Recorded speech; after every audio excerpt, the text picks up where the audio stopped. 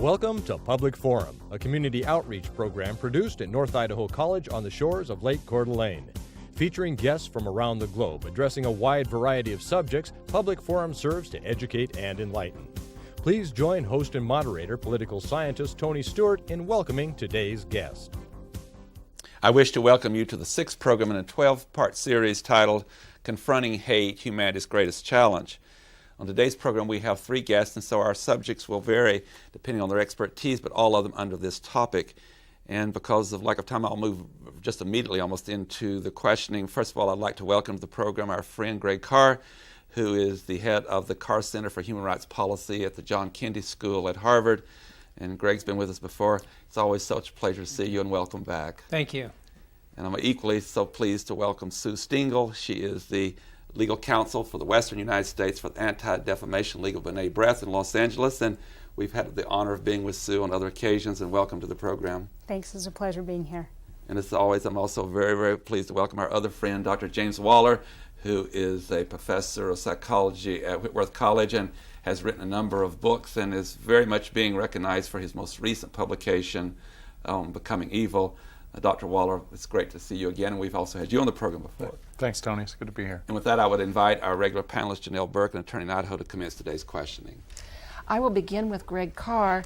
Greg, you have been very involved in some human rights activities, and perhaps you can tell us a little bit about those activities that you've had the opportunity to participate in. It was a couple of years ago, I received a phone call from the then mayor of Coeur d'Alene, and he told me about a challenge that you had up in your neighborhood with an Aryan Nations group. And of course, I think everyone knows they were, for 20 some odd years, spreading their message of racism and hate. And he said to me, you know, someday I'd like to get control of that compound and change the message. And I said, anything I can do to help. And so sure enough, due to the efforts of Norm Gissel and Tony and many people, I think a lot of people know the story that they were able to bankrupt that organization, get control of the compound. We did tear down their buildings, and we've replaced it with a peace park, and we're building a human rights education center here in town. And I feel I've been a very small part of it. What has been exciting for me is the local leadership, and I think that's where human rights is done. When people in a community say, this is the kind of messages we're going to send to our children, we're going to take control of putting out a positive message. And I've just been impressed with the people of this area. Sue, you have a very important job to do. Can you tell us about your job? Sure. I am, as Tony said, the Western States Council for the Anti-Defamation League. As you know, ADL has been around for over 90 years now, combating bigotry and discrimination and anti-Semitism, bigotry in all its forms. And I'm charged with overseeing ADL's civil rights agenda for the 13 Western states. And very broadly, that includes issues of all types of discrimination, the combating hate crimes, and teaching people how to be proactive in trying to prevent them, the separation of church and state, and the overseeing, monitoring activities of extremist groups in the Western states.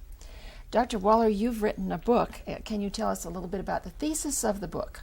Yeah, the book Becoming Evil is about perpetrators of genocide, the rank-and-file killers who actually carry out the mass killing of, in the 20th century, 60 million victims of genocide and state-sponsored terrorism. And the book asks the question, who are these people and how are they recruited to do this type of evil? And basic argument of the book is that it's ordinary people, very much like you and me, who commit the vast majority of this type of extraordinary evil. And so the book tries to lay out a model or a process of understanding how is it that ordinary people become transformed into these type of genocidal killers.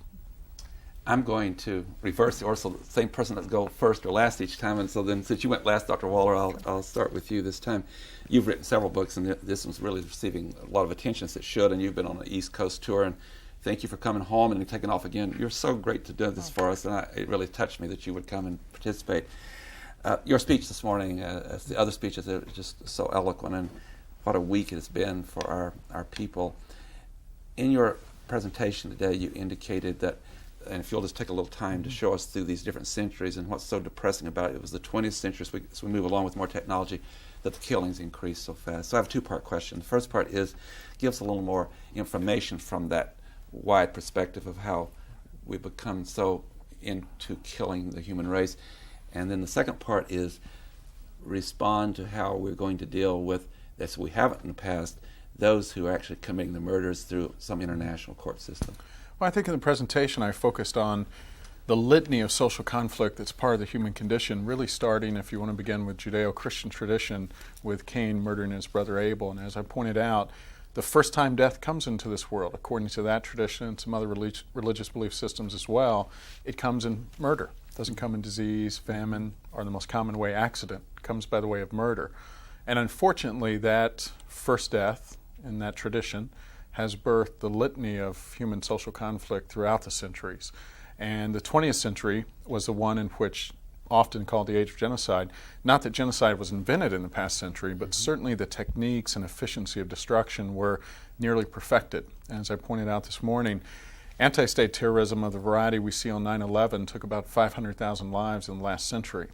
Genocide and state-sponsored terrorism took 60 million lives, 120 times the number of anti-state terrorism. But if you go back just centuries before that, it's also it's just mind-boggling how many more there were in the 20th century. Can you give us a couple of statistics? 20th century, 5 times the number of deaths, war-related deaths, than there were in the 19th century, and 10 times the number of the 18th century. And I think sometimes we want to sidestep that or evade it a bit and say, well, it's just because of technology. We've gotten better at killing.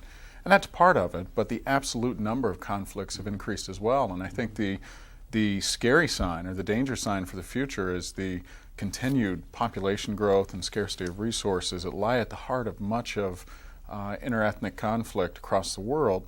Those things don't seem to be abating any time in the future. So unfortunately, we may look back at the end of the 21st century and see it on the same trajectory as we've seen the past several centuries with the increase in death. The other thing that you indicated today is that the architects of this state terrorism, those leaders are at times called, or the Nuremberg trials example, but those that are in the field that are actually doing the killing are not really are not tried. So tell us what the attempt is to deal with that in the future. Well, I think one of the key principles that's directed much of my work is this phrase that genocide overwhelms justice.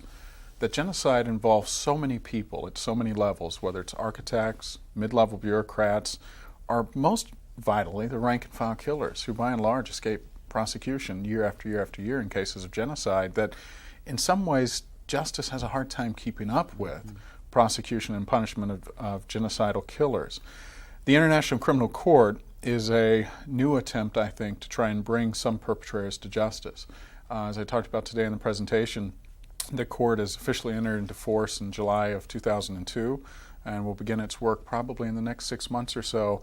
And its work is primarily concerned with anyone accused of war crimes, crimes against humanity, or crimes of genocide can be brought before this court, and the court will intervene in cases where a nation, where these alleged war criminals reside, where the nation is either unwilling to prosecute them or unable to prosecute them, as in the case right now of Rwanda, with nearly 10,000 Rwandans still in jail awaiting the trial for genocide that occurred 9 years ago. So in 9 years ago, in 100 days, 800,000 people were killed. 100 days, 800,000 victims, a rate of death really unparalleled in the history of human social conflict. So you have 10,000 people who are still waiting trial 9 years later, not because Rwanda's unwilling to do it, but because the judicial system's unable to keep up with it. The International Criminal Court, I think, is looking to be that missing link in the international legal system for it. Thank you so much. So well thank you. Stated and clear.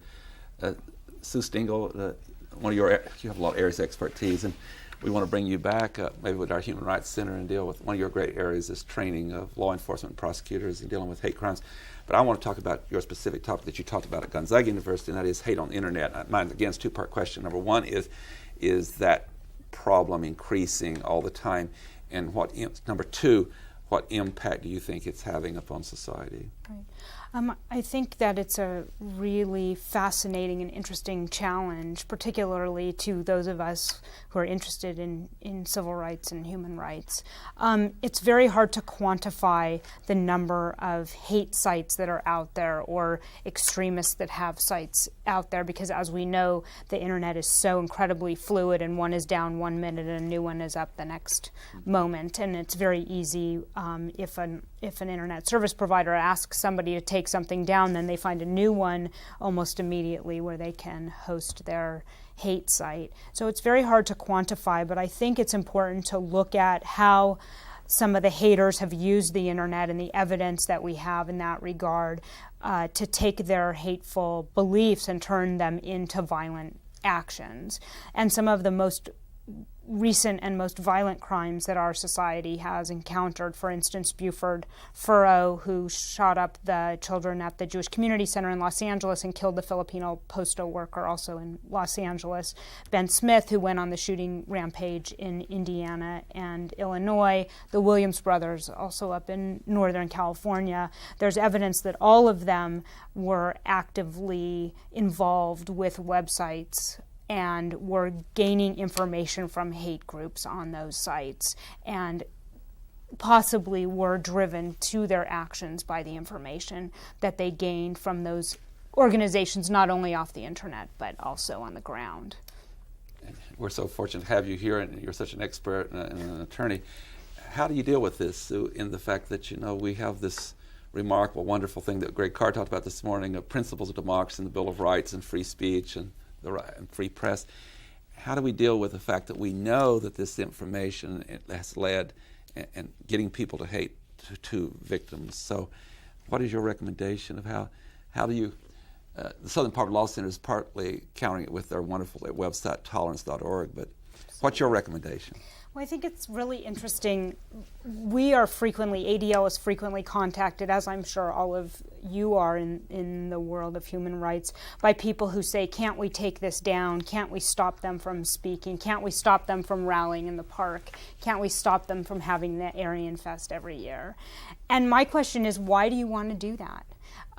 Our democracy, our constitutional principles, and our constitutional rights are so precious to all of us and so important to all of us that when we stop people from exercising them, we hurt ourselves as well. And it's so much more important to counter that bad speech with good speech, just like tolerance.org does. ADL does as well, not only with our website at adl.org, but also with our hate filter, which is available as a tool for parents to use to teach kids what they are encountering on the internet. Our ability to stage counter rallies, if we're coming out of the virtual world and into the real world. I've learned so much from all of you in this community by your activities, and I don't know why we would want to stifle anybody's speech, free speech rights. And the other thing that they do is they bring out people's ideas and beliefs, and it lets us see who's out there and what they're saying. Rather than driving people underground, it would be much more difficult for us to discern who's out there and what they're doing. A U.S. Senator once said to me that we must not give up our rights by those kind of actions, otherwise they win. One other final question, then over to Greg, and that is, one of our speakers has said that he is more concerned about some of the hate record companies and the music, that the internet's like a brochure, they read it once and it's gone, but the record, hearing it over and over. Would you respond to that? Because the National Alliance, for example, has been one that's bought a company, and Right. do you think that's even more of a challenge? I think it's fascinating. One of the ways we began the session yesterday was talking about what drives us to the internet. What are we looking for on the internet? And one of the gentlemen in the audience indicated that he likes sites that are comprehensive, that provides him with the most information. For instance, his interest was sports. We talked about Amazon.com, sort of your one-stop shopping area. And National Alliance is a great example of a very comprehensive website, which includes the music. And one of the things we agreed on also is that as a hater, we would use the internet for a recruiting tool. And music is such an important recruiting tool for the hate movement, both in the real world as well as the virtual world. And the internet is a great challenge to everybody in the music world, copyright issues and so on. But music is recognized to be a great recruiting tool for haters, particularly to bring young people into the movement. And it is of great concern both when rock bands show up to play in mainstream venues, as well as having kids have the ability to go on the internet and buy hate rock CDs or just download them onto their computer. Yeah, thank you. Greg, in your speech, you really gave us the history. I know you're very interested not only in domestic human rights questions, but globally, and so you're centered, and we intend at our center, too, to be very concerned internationally. But would you share with our viewers, I was telling one of my colleagues afterwards that you are an avid reader, and you just really have captured this historical approach. Share with our viewers some about where did democracy start, and how they did it or attempted to do it is laid the groundwork, but we've really changed it in many ways. Well, this morning we were talking about where our democratic institutions started. And we went back to ancient Greece 2,500 years ago, to this brilliant group of people who in a very short period of time invented the concept of democracy we still use today and the judicial system that we still use today. And they began very pure. They really wanted justice. They really wanted an egalitarian system, and they created these organizations. But by the end of the century, their society had basically been destroyed because people had corrupted those institutions and perverted them and used them for their own purposes. And so we asked ourselves, why did that happen? And we realized that it's a lot more difficult than at first it seems to create democracy. That just because you have a group of people in a room does not necessarily mean you're going to get justice or they're going to make the right decisions. But at the very beginning, they insist on everyone participating. Well, I shouldn't say everyone, but share that with us too about a jury or but who could participate. And there also was slavery. Well, one of the mistakes I think they made was that only free male citizens could participate. So they lost a lot by not having women's voices or voices of poor people or from other cultures and so forth. But what they didn't have is something that perhaps we couldn't expect them to have had, which is our 2,500 years of history of developing core values and principles, human rights principles, that we bring to a conversation. So that, in other words, a particular legislature on a particular day, on a whim, can't just through mob rule take away our rights. Because now we come to these conversations with rock-solid principles, and we realize how long it has taken for democracy to evolve. And those are grounded then in constitutions and institutions. And so that's right. There's, I guess, one of the great contributions of America in relation to, you indicate like if someone was going to be tried, whoever showed up that day, and so 6,000 people showed up, and you got to vote, 4,000 yes, guilty, and 2,000 no. It's kind of like a mob process. But here, don't we have built in, at least this point in some of these great principles, that even the majority do not have a right by vote to take away the right of minority? Well, that's right. So when the idea of a jury trial was first developed, it was whoever wanted to come. So you might have 5,000 jurors watching, like a big theater event, and then they'd vote at the end. So they didn't have the rules of law that we have. It's taken us centuries to develop. And certain principles that you will not torture someone to get a confession, for instance. That you are innocent until proven guilty, and so forth, and things that we now understand in our society, but obviously they're not going to be obvious in the beginning. And so it's we realize when we study history how delicate our institutions are, and they're only going to be as good as the citizens who participate. Thank you. Janelle Burke. My next series of questions are going to be ones that are rather practical in application. I will start with Sue. You mentioned just briefly the hate filter, but what I want to talk about is how can parents or other people avoid certain things that they don't want to get involved in if it's on the internet? I see. I think that just like with everything, parents have a great obligation to be involved with what their kids are looking at, particularly on the internet. and in other things. And I know that in today's world in particular, that's oftentimes very difficult. So it is really an incredible challenge. One of the things we discussed during the course yesterday was, should we regulate the internet? Do we want to regulate the internet? And if we do, what would we do? And it was a very brief discussion, but quite fascinating, because again, people's automatic reaction is take this down, rather than fighting it with better speech or other creative tools, because it really does push our envelopes of creativity to be able to counter speech that is going to practically an infinite number of people around the world. But it's very important that we are in tune with what people are doing and how they're using the internet, so that we can come up with creative ideas that protect our free speech rights and that allow us to exercise our free speech rights really to their ultimate limit. I think what people don't realize most of the time is that if something is illegal in the real world, it's illegal in the virtual world as well. And even though there are great challenges to law enforcement in that regard, they are successfully prosecuting criminal behavior on the internet, and people are successfully suing people civilly for violation of laws as they occur on the internet. My next question is for Greg Carr, and if you had to suggest one period in history that people should read about, what would that period be, and do you have any suggestions for resources? Well, I'm really tempted to do two, but... you can do two. All right. Well, one would certainly be the 5th century BC Athens that I've mentioned, Yes. and we know an enormous amount about that society. We have the original historians like Herodotus and Thucydides, and tremendous amounts that have been written since then. And so we can study how our democratic institutions began. But then if I was going to go to a second, I would say study the 17th and 18th centuries in England and France, and the great philosophers Rousseau and Locke and so forth, who developed the human rights principles a step further into really the origins of what became the modern human rights movement. And it took a lot of work and a lot of brilliant people.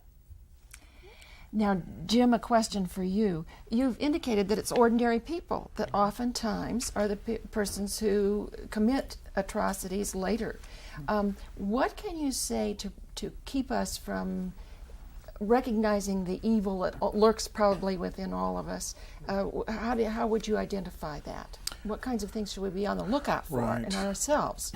Yeah, I think for me, one of the broad universals that you see in genocidal societies and people who become perpetrators in those societies is a restriction of their moral universe of commitment. In other words, all of us have around us a circle of people for whom we would say we feel a moral commitment and obligation to them. If they're in trouble, I will help them. But all of us draw some line somewhere around which people who fall outside of that, we feel less of a commitment to, less of an obligation to.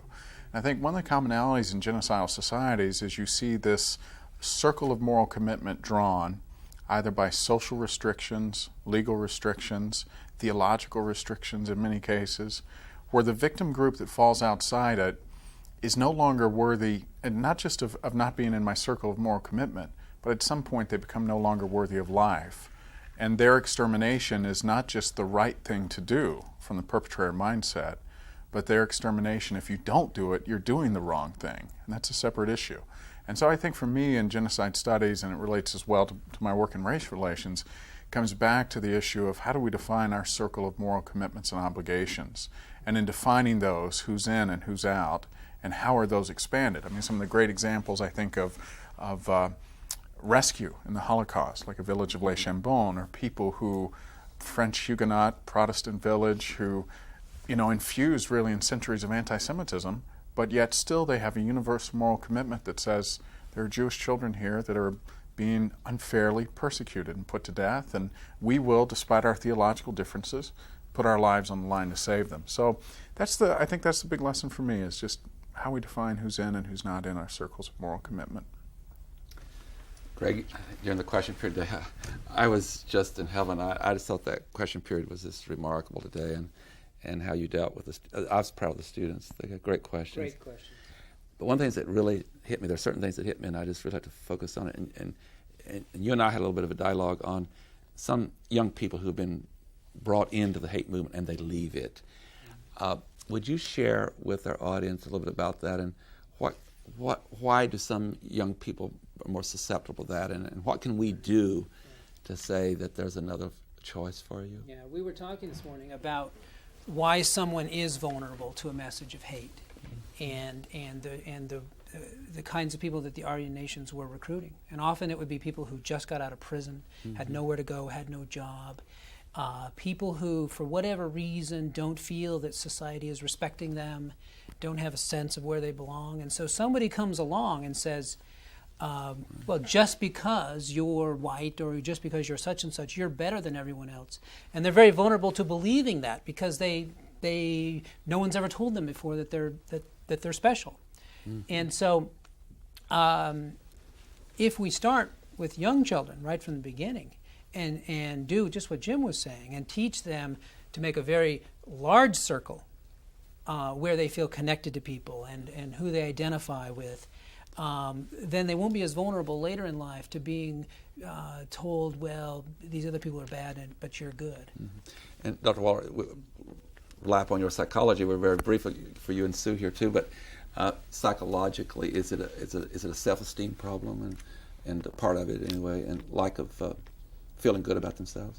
I think certainly, as I look at perpetrators of genocide especially, there's a sense in which the victim group is seen as a severe threat. And I think the fact that they're seen as a threat does imply then on the part of the perpetrator that there's something to be threatened by. And I think the degree to which perpetrators go through the mental gymnastics to convince themselves, even if it's not realistic, that the victim group is a severe threat to what they own, but more importantly, perhaps, as Greg said, to who they are, that becomes a significant issue of esteem. And so you have experience with this too? Absolutely. I would just add that it's like a gang phenomenon that people are made to feel welcome. Or sometimes I analogize it to when I started college, people were concerned that we were going to be brought into cults. That concept of love bombing, and you may not get the love that you need or the self-esteem or the validation that you need at home, but we will give it to you because we need you. You are vital to our mission, and we can't accomplish it without you. I'm so sorry. I wish we had more time. Well, you've been great, all three of you. Ladies and gentlemen, I hope you'll join us again next week when we continue this very serious discussion. Until then, please have a good week. I am Tony Stewart.